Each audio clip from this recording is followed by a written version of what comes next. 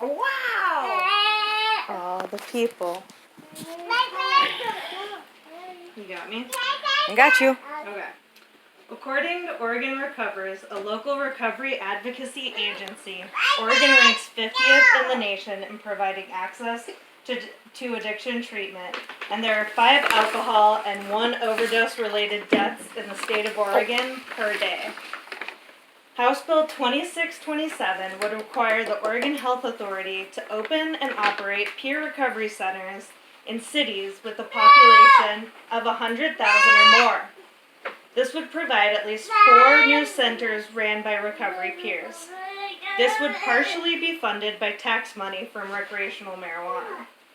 Each recovery center would provide, at minimum, peer mentor support, a 24-hour support line, 12 hours of in-person support services a day, and multiple forms of community-based recovery sessions. A peer recovery mentor is a state-certified individual with at least 2 years of sobriety who has experienced similar challenges to those they serve. They are able to help through the recovery process and find needed resources. According to SAMHSA, the Substance Abuse and Mental Health Services Administration, they state that through shared understanding, respect, and mutual empowerment, peer support workers help people become and stay engaged in the recovery process and reduce the likelihood of relapse. In Portland, there are 3 peer support centers, the Alana Club, Miracles Club, and Fourth Dimension. All provide peer support as well as recovery-based meetings. However, Fourth Dimension focuses on helping young adults 35 years old and younger.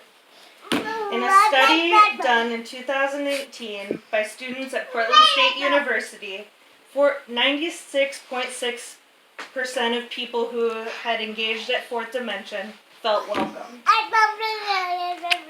185 individuals were helped through the peer support specialist at Fourth Dimension, and 59.4% saw an improvement in housing, and 55.6% saw an improvement in employment. Of those 185 individuals helped, 21% were in the LGBTQ community compared to Portland's average of 5.4%, as well as about 27% of those people being racial minorities.